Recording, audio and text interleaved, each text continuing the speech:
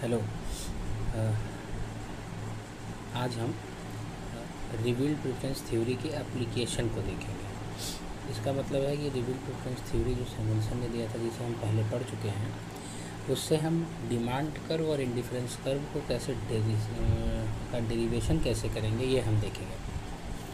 तो हम थोड़ा सा रिकॉल कर सकते हैं कि what is a revealed preference theory. Revealed preference theory, आपको पता है कि कंज्यूमर बिहेवियर की दो थ्योरी इकोनॉमिक्स में पढ़ाई जाती है। पहला है कार्डिनल अप्रोच और दूसरा है ordinal approach. Cardinal approach is given by the Marshall, जिसमें ये कहा कि द यूटिलिटी इज़ मेजरेबल, जिसका क्रिटिसिज्म किया हिक्स और एलन ने, और थ्योरी दी आर्डिनल अप्रोच की, जिसमें कहा कि the utility is not measurable, only it can be in order form, rank दिया जा सकता है। तो उससे ऑर्डिनल अप्रोच शुरू हुआ और हिक्स और एलन ने एक इंडिफरेंस कर्व की रचना की और ये कहा कि the indifference curve is a locus of difference combination of two goods whereas the consumer feel the same satisfaction. इसका मतलब यह है कि पूरे इंडिफरेंस कर्व पर कहीं भी किसी भी बिंदु पर जो उपयोगिता मिलेगी वो उसमें उपभोक्ता जो है वो किसी भी एक समय में, जब उसकी रुचि, आय और कीमतें वस्तुओं की स्थिर हो, तो वह यह बता नहीं सकता कि उसे उसमें से कौन सा पसंद होगा। वो सबको समान वरीयता देगा, सेम प्रेफरेंस, उसमें कहीं भी कोई भी इंडिफरेंस नहीं होगा। तो indifference curve is given by the Hicks and Allen and demand curve is given by the Marshall. इसका मतलब डिमांड कर्व जो है वो ऑर्डिनल अप्रोच की संरचना है और इंडिफरेंस कर्व जो है वो ऑर्डिनल अप्रोच की संरचना है।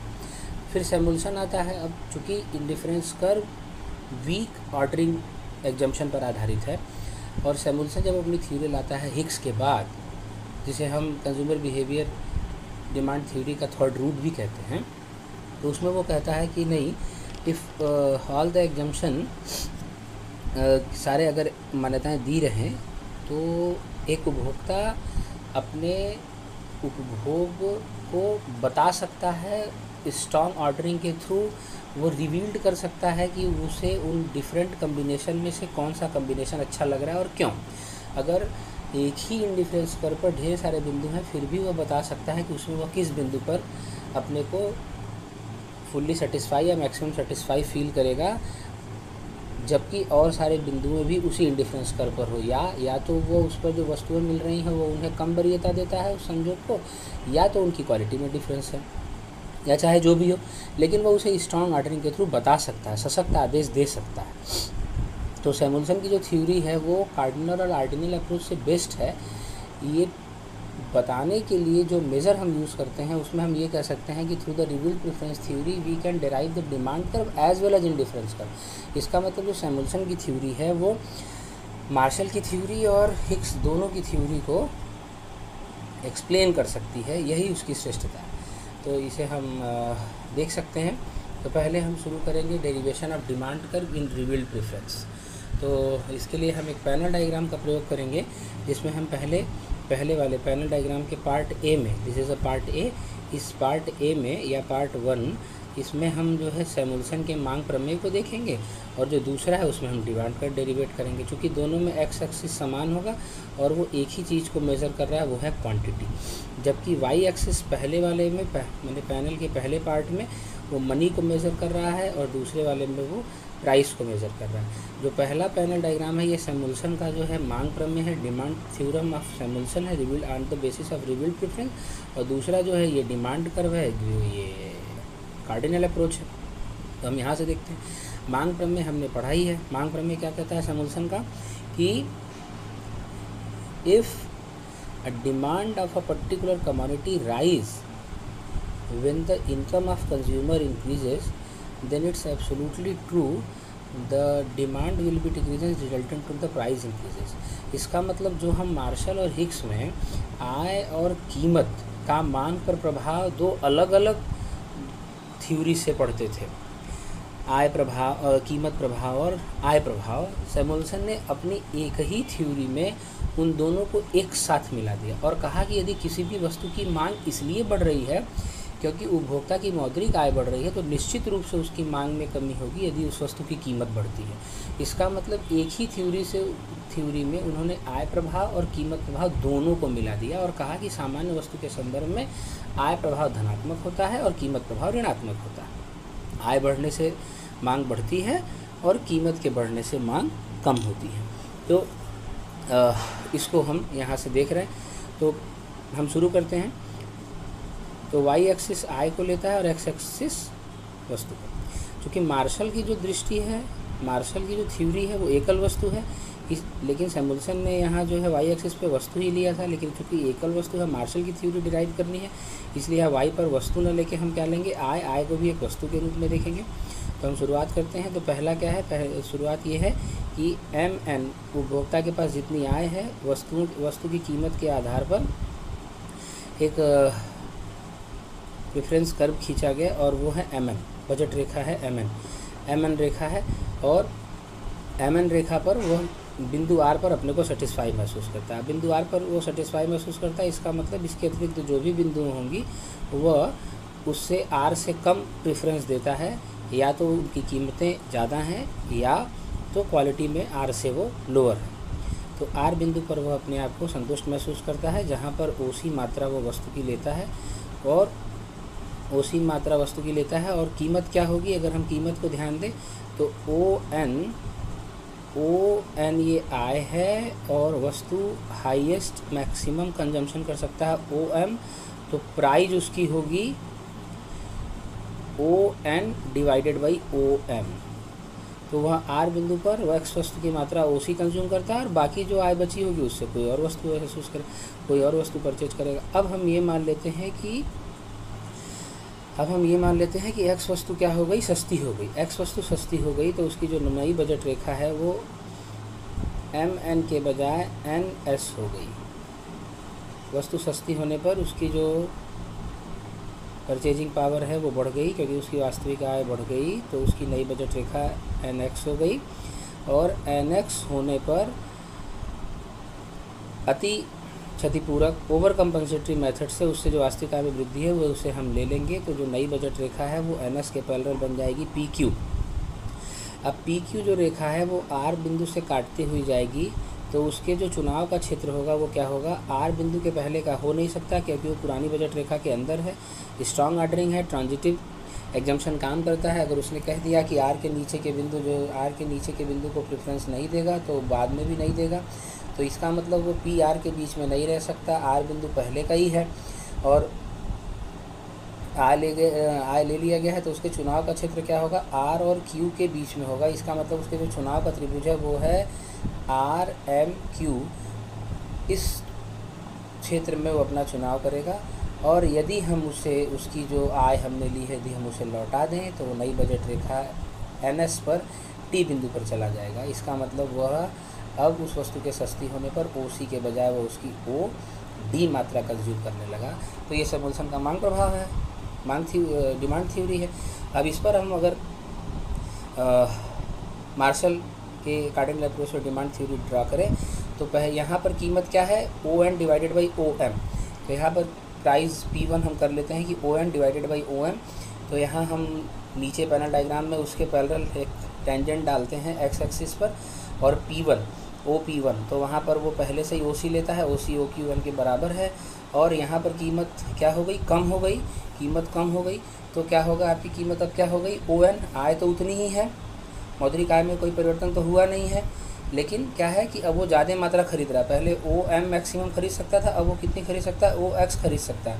तो अब OX मात्रा खरीद रहा है तो उसकी प्राइस क्या हो गई, तो उसकी वस्तु मैक्सिमम मात्रा हो गई OX। अब देखिए ON न्यूमरेटर सेम है लेकिन OM कम है और OS ज़्यादा है।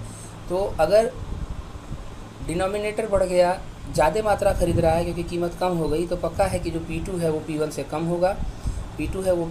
होगा, तो P1 पर वो मात्रा खरीद रहा है OQ1, और जब कीमत गिर के OP2 हो जा रही है तो मात्रा बढ़ के हो जा रही है OD। तो OD के नीचे ही हम टेंजेंट डालते हैं, हो जाता है OQ1। तो P1 और P2 के टेंजेंट को जहाँ ये काटता है वो है AB, उनसे हम मिलाने वाली रेखा खींच सकते हैं और वो हो जाएगी हमारी डिमांड कर्व। तो हमने देखिए पैनल 2 में पहले सैमुअल्सन का थ्योरी का प्रयोग करते हुए पैनल 2 से जो है हमने डिमांड कर्व खींच दिया। तो ये है derivation of demand curve through revealed preference theory. अब हम बात करते हैं derivation of indifference curve through revealed preference theory. अब हम रिवील्ड प्रेफरेंस थ्योरी से इंडिफरेंस कर्व कैसे खींच सकते हैं। हम इंडिफरेंस कर्व के बारे में जानते हैं कि इंडिफरेंस कर्व दो वस्तुओं के संयोग का बिंदुपथ होता है जिस पर प्राप्त होने वाली उपयोगिता समान होती है। This is a theory of indifference curve theory. लेकिन इसी के साथ हम ये भी जानते हैं कि इंडिफरेंस कर्व क्या है। इंडिफरेंस कर्व वो होता है जो कॉन्वेक्स टू द ओरिजिन होता है, डाउनवर्ड स्लोपिंग होता है। इसका मतलब उसका एमआरएस माइनस होता है और वो कॉन्वेक्स टू द ओरिजिन होता है, मूल बिंदु के उन्नतोदर होता है और बजट रेखा को वो स्पर्श करता है, वही उसके सेटिस्फेक्शन का पॉइंट होता है। इन तीन प्रॉपर्टी के आधार पर इंडिफरेंस कर्व खींचा जाता है। तो रिवील्ड प्रेफरेंस थ्योरी को इसको खींचने के लिए और मैंने रिवील्ड प्रेफरेंस थ्योरी के थ्रू इंडिफरेंस कर्व और तार्किक तरीके से खींचा जा सकता है। क्यों? क्योंकि यहाँ चुनाव की समस्या है, चुनाव की बात है और सशक्त आदेश पर आधारित है। तो यहाँ पर सैमुअल्सन ये कहता है कि उदासीन रहने के बजाय जो बाज़ार के जो चुनाव है, बाज़ार के जो संयोग हैं, जो कम्बिनेशन है, जो प्रेफरेंस कंज्यूमर देता है, उसके आधार पर हम रिवील्ड प्रेफरेंस थ्योरी के से हम इंडिफरेंस कर्व खींच सकते हैं। तो देखिए हम शुरू करते हैं पहले रिवील्ड प्रेफरेंस थ्योरी को। रिवील्ड प्रेफरेंस थ्योरी की बात वही है कि वाई एक्सिस, अब चूँकि इंडिफरेंस कर्व दो वस्तु विश्लेषण है, एक वस्तु से ज़्यादा है, तो यहाँ पर देखिए सैमुअल्सन ने वाई पर भी एक वस्तु ली है, एक्स पर भी एक वस्तु ली है। यहाँ कहीं आय नहीं है जैसे कि मार्शल की थ्योरी में थी। यहाँ दोनों में वस्तुएं हैं, दोनों एक्सिस पे वस्तु ले रहा है। तो उसकी जो आय है उससे जो उसने बजट रेखा खींची वो है एम एन और उसके वो आर बिंदु पर अपने को सेटिस्फाई मान रहा है। इसका मतलब ये है कि आर बिंदु के जो नीचे के क्षेत्र हैं, इसका मतलब जो त्रिभुज ओ एम एन के अंदर के जितने भी बिंदु होंगे, जो ये कलर पॉइंट है, जो कलर है, कलर एरिया है, इसके जितने भी बिंदु होंगे वो क्या होंगे? इंफीरियर जोन होंगे। वो आर से क्या होंगे? घटिया होंगे। तो वो वहाँ जाना नहीं चाहता। और ये देखिए, अगर आर से वो सीधा एक्स एक्सिस के पैरेलल चले, आर से सीधा एक्स एक्सिस के पैरेलल चले या आर से वो वाई एक्सिस के पैरेलल चले टी तक, तो देखिए क्या है कि जब आर से एक्स चलता है तो एक्स वस्तु की मात्रा बढ़ा रहा है जबकि वाई वस्तु की मात्रा वो बढ़ा नहीं रहा है, तब भी वो आर से ज़्यादा सेटिस्फेक्शन महसूस करेगा। इसका मतलब आर से एस बिंदु के बीच में अगर उसे आर से बेहतर कोई बिंदु मिलेगी तो वो आर से ऊपर चला जाएगा। क्यों? क्योंकि वहाँ वाई पर तो समान मात्रा है लेकिन एक्स की मात्रा बढ़ रही है। इसका मतलब वो अपने आप को सेटिस्फाई महसूस कर सकता है। इसका मतलब वो उसे ज़्यादा प्रीफर कर सकता है आर से आगे आने पर। वैसे ही आर से टी की तरफ जाने पर भी क्या होगा? एक्स वस्तु की कांस्टेंट इकाई है, कांस्टेंट कंजम्पशन है, लेकिन वाई की बढ़ रही है तो आर से टी पर भी जाना उसे अच्छा लगेगा। और अगर हम इसे एक हम मिला दें, एक हम एक क्वाड्रेटिक कर दें तो ये हमें एक वर्ग मिल जाता है, स्क्वायर एरिया मिल जाता है। ये कंज्यूमिंग है, ये एक एज्यूमिंग है, ये काल्पनिक है। तो यहाँ से यहाँ जाना या यहाँ से यहाँ जाना या इसके बीच में कहीं जाना, अगर टी और एस के बीच में कहीं जाता है तो यहाँ एक्स की भी मात्रा बढ़ी हुई है और वाई की मात्रा बढ़ी। इसका मतलब ये जो जोन है ये प्रीफर्ड जोन है, ये इसे वो चाहेगा कि यह जाना चाहेगा। और आर एस और एन के जो बीच का क्षेत्र है और आर टी और एम के जो बीच का क्षेत्र है वो इग्नोरेंस जोन है। इसके बारे में उसे पता नहीं है कि यहाँ जाने पर वो आर बिंदु से ज़्यादा अपने आप को सेटिस्फाई महसूस करेगा कि नहीं, क्योंकि यहाँ पर वो जानता है कि एक वस्तु की मात्रा बढ़ेगी तो दूसरे वस्तु की मात्रा के उपभोग में कमी आएगी। वैसे यहाँ पर भी अगर वो आर से टी और एम के बीच में कहीं जाता है तो वाई की मात्रा तो बढ़ेगी, एक्स की मात्रा कम होगी। तो ये इग्नोरेंस जोन है, माने इग्नोरेंस है, उदासीन क्षेत्र है, माने उसे वो इग्नोर कर रहा। तो सैमुअल्सन कहता है कि जब हम इंडिफरेंस कर्व खींचेंगे तो इग्नोरेंस जोन के बारे में हमें पता होना चाहिए। इग्नोरेंस जोन के बारे में हमें पता होना चाहिए, अज्ञात नहीं है, ज्ञात होना चाहिए। तो इसके लिए जो है सैमुअल्सन ने कई सारे तरीके से इसे ज्ञात करने का प्रयास किया। तो पहले उसने कहा कि अगर कीमतों में कमी हो जाए, तो यदि कीमतों में कमी हो जाए तो होगा क्या? चित्र वही रहेगा। इसका बस सेकंड इंटरप्रिटेशन के लिए उसने एक चित्र बनाया, वही चीज़ है। उसने कहा कि यदि कीमत कम हो जाए तो जो रेखा हमारी बजट रेखा एम एन है, एक नई बजट रेखा बन जाएगी और हो जाएगी सी डी, और वो हो जाएगी सी डी। तो सी डी जो है वहाँ पर वो पुरानी एम एन रेखा उसे वहाँ जे पर काटती है, जे पर। तो जे पर काटती है तो जे और सी के बीच में उसका चुनाव का क्षेत्र नहीं होगा, उसके चुनाव का क्षेत्र क्या होगा, जे एंड डी, ये उसके चुनाव का क्षेत्र होगा। ये पहले से ही क्लियर है सैमुअल्सन के मांग प्रमेय में कि उसके चुनाव का क्षेत्र जे एंड डी होगा। इसका मतलब ये जो इग्नोरेंस जोन था आर एस एन के बीच में, इसमें इतना जे एंड डी थोड़ा सा, अब उसे पता चल गया कि ये इसको चुनाव का क्षेत्र हो सकता है यदि कीमतों में कमी आई तो, यदि कीमतों में कमी हुई तो ये उसको चुनाव का क्षेत्र हो सकता है। तो ये जो इग्नोरेंस जोन का जो ये हिस्सा है, अब ये अज्ञात नहीं है, अब ये ज्ञात है। इसका मतलब कीमतों में कमी होने पर यहाँ जाया जा सकता है। ऐसा सैमुअल्सन ने एक उपभोक्ता के माध्यम से चुनाव के आधार पर यह सिद्ध किया कि ये अब उसके ज्ञात का क्षेत्र है। अब वैसे ही अगर कीमत बढ़ जाए तो वो ये चाहेगा ना कि वो जो पहले खरीद रहा है वो खरीदे। तो जो कीमत के बढ़ने पर जो बजट रेखा होगी वो आर बिंदु को काटती हुई जाएगी। कीमत के कम होने पर ऐसा नहीं था, क्योंकि कीमत के कम होने पर वो रीएडजस्ट कर रहा था, लेकिन जब कीमत बढ़ रही है तो उसकी एक इच्छा होगी कि पुराना ले, क्योंकि ट्रांजिटिव एग्जम्पशन चल रहा है। तो वो जो नई बजट रेखा वो आर को काटती हुई जाएगी, तो उसको चुनाव का क्षेत्र क्या होगा, आर ए के बीच का कोई होगा। तो हम मान लिया के होगा, तो के बिंदु पर वो रहेगी, तो उस के बिंदु पर रहेगा उपभोक्ता। तो अगर वो उससे पैरेलल चलता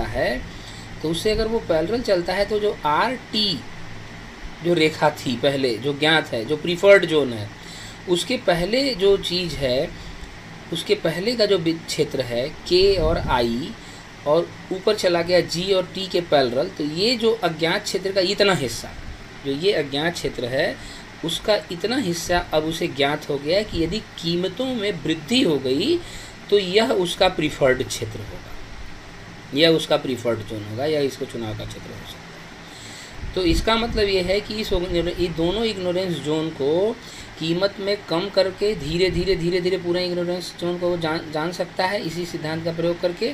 और इसके जो ऊपर का इग्नोरेंस जोन है उसे कीमतों में वृद्धि के तरीके से वो धीरे धीरे करके माने कि इग्नोरेंस जोन से वो उसका नॉलेजेबल जोन हो जाएगा, और ये भाग पूरा माने ख़त्म हो जाएगा, और उसे सारे बिंदुओं के बारे में प्राप्त हो जाएगा जिसे वो कीमतों के कमी या वृद्धि होने पर पा सकता है। और इस आधार पर जब वो इंडिफरेंस कर्व खींचेगा तो 3 इंडिफरेंस कर्व मिल सकते हैं उसे। पहला होगा I1 जो बजट रेखा को छूती हुई जाएगी, दूसरा होगा I2 वो भी बजट रेखा को छूती हुई जाएगी, और एक होगा I3 जो बजट रेखा को काटती हुई जाएगी। लेकिन इंडिफरेंस कर्व की संरचना पर सिर्फ I1 आ रहा है, क्योंकि वो कॉन्वेक्स टू द ओरिजिन है, MRS निगेटिव है, डाउनवर्ड स्लोपिंग है। इसका मतलब जो इंडिफरेंस कर्व है वो होगा I1 जो आर बिंदु को छूते हुए जाएगी। और हम ये सब जानते हैं, हिग्स का थ्योरी यही कहता है कि इंडिफरेंस कर्व वही होता है जो कॉन्वेक्स टू द ओरिजिन होता है और बजट लाइन को छूता है।